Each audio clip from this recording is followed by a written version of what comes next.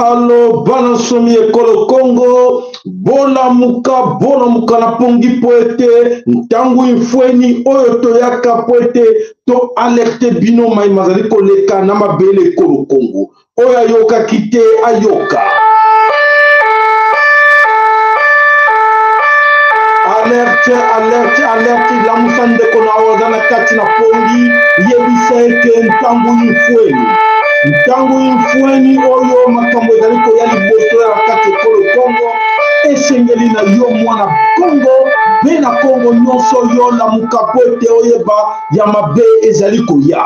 Ya mabe ezali koya ya solo ete ntango tobisaka bino ke ya solo bolamuka na pongi ya solo ebele na kati na biso baza koyeba te me toyeli bino alerte monene alerte ya un grand complot na kozala mokuse po ete ezali alerte.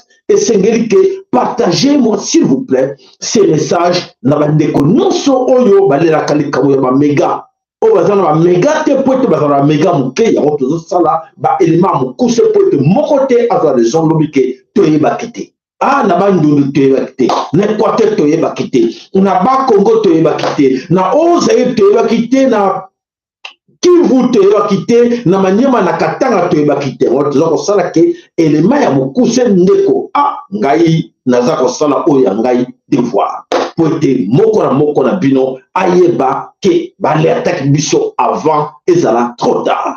Suivez-moi mes chers amis, je pense que beaucoup parmi biso baza koyeba te tobaki diba bazokosa bino baza kokosa bino.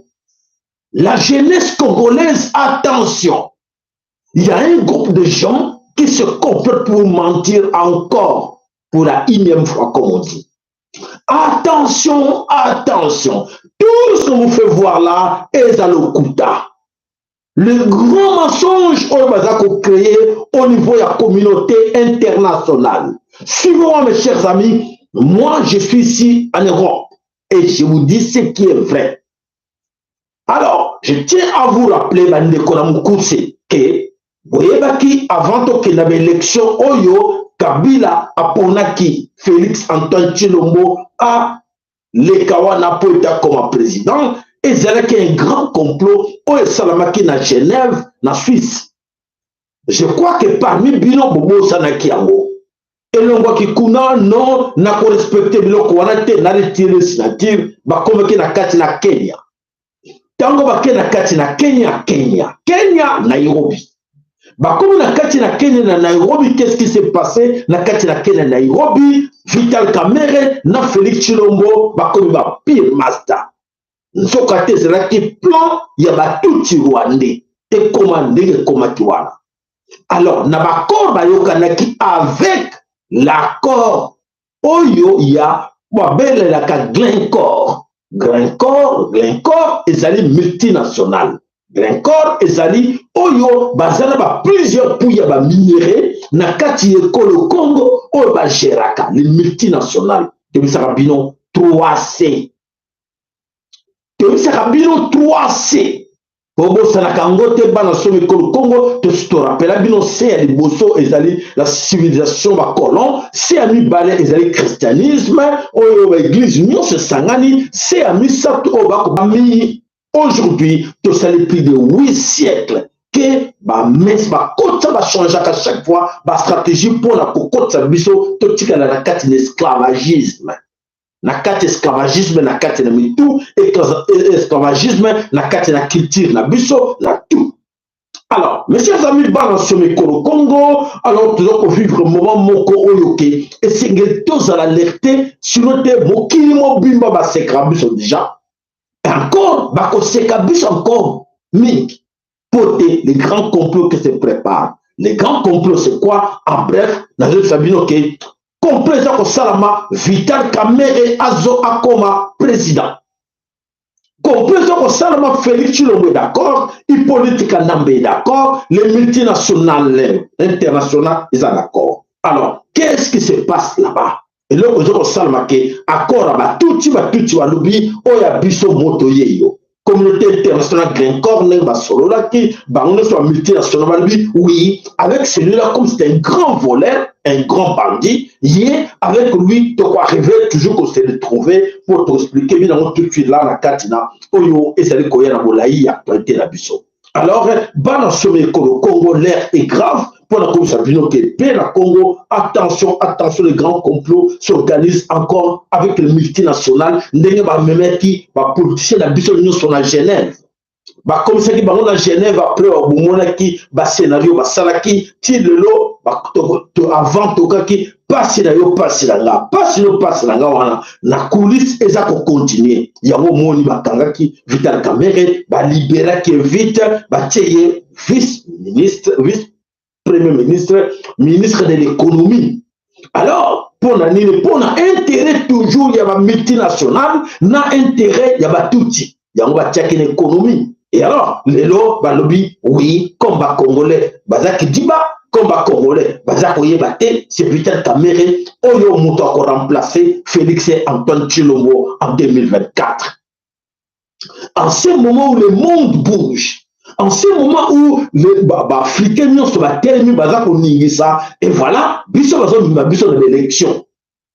Bazo de l'élection pour être sa Vital Kamerhe poste. Alors, qu'est-ce qui s'est dit dans la coulisse? Ce qui va congolais Baningan Vital Kamerhe, tokeyi na docteur Mukwege, Oyo Azali instrument, yaba occidentaux toujours, Union européenne. Alors, ce qui vous connaissent, c'est-à-dire que la tête de l'Angaponi, Vital Kamerhe, c'est le Binango, Vital Kamerhe, le numéro 1, deuxième docteur Mukwege, troisième, Oyo, Babengina, Kombo Matata Mponyo. Donc, sujet rwandais, toujours, Oyo, sujet touti, Oyo, baza, avant, août.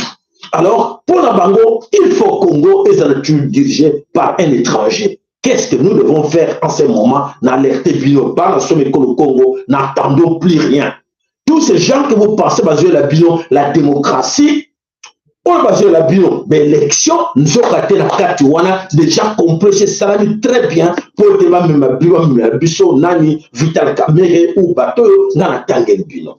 Voilà, bande combat dans ce Congo, passe na yangoza ko salema. Pour être Félix Ponaye, il fallait remettre pouvoir, bâton, passe-passe, et pas y a Hippolyte Kanambe, n'est qui prévu. Mais, et c'est compliqué, non, na Hippolyte aussi batté pour les Congolais, alors maintenant, comme les Congolais, quand c'est ton ça, ton Vital Kamerhe, même un jour à la ministre, mais réussir. Vital Kamerhe réussir à comme ministre de l'économie, Congolais, nie. Alors, et qu'on passe, ça va passer. Alors, c'est Vital Kamerhe, la place, il y a Hippolyte Kanambe, ou Docteur Mukwege Burundi, ou Nani Matata Mponyo Tuti Rwandais. Voilà, Kama, tous en ergo. Il y a un aïe dans le Mbango, pour tenir Sabino, dès que moi, dans ce Mékoloko, on n'attendait plus rien. N'attendez plus rien parce que la France n'a pas encore dit son dernier mot et la Suisse. France, la Suisse, multinationale, canadien, bazana katiwana, France, Suisse, États-Unis, Canada, bazana katiama solo, pour la bango, bakoki ko perdre Congo. Faut nuire biso, bouma biso nanzala, détruire biso, sala nyonso, pour que biso dans le kidiba. Tout à l'heure qu'on comprend la situation où ils ont la biso. Alors, c'est à vous de faire un choix. Est-ce que tous les élections, ok, Félix Yemora Yemi, mais dans un dilemme, Azakoye bâti quoi faire.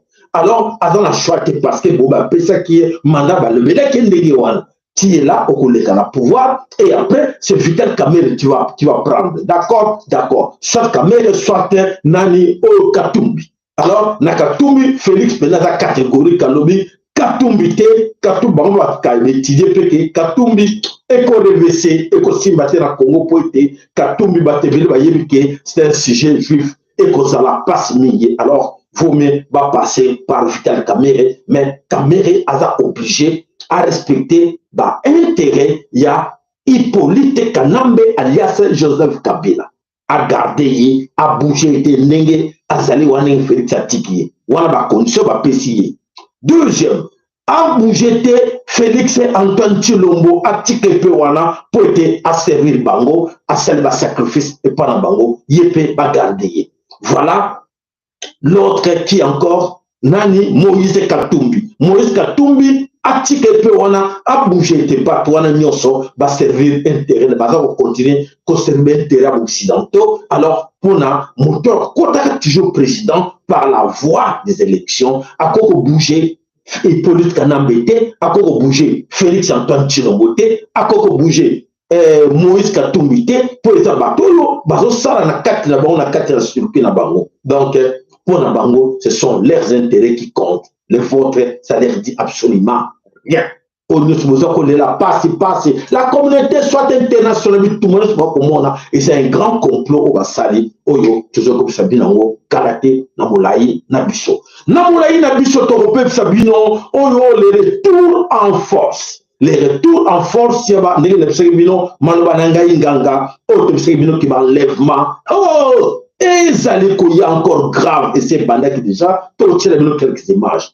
Kidnapping. Et Zali encore ma casse, et ça pour continuer, bah, comme moi pose. Attention, massacre. Attention, sacrifice. Donc, loi Ekoya encore grave, Nicolas Zakoya. Donc, wana, beau s'attendre nango, toyebite, nengenene, Ekoleka, Nicolas Zakoya, bah, s'organiser toujours, n'a pas piéger, puis non, n'a pas moyen, ni en sort. Alors voilà, bande de combat dans ce micro le Congo, partagez, et ça vous couche et allez, kaka 11-12 minutes, c'est bon. Alors, à tout de suite, la boutique à la branche, on a, maintenant, pour la like et la pinon, allez, toujours ya, namulaï, actualité, la bisto, bassigé, et allez, épelé, pour passer, pour passer un message de la bande de connaissance, balanda bisto, namulaï, la bisto, maintenant.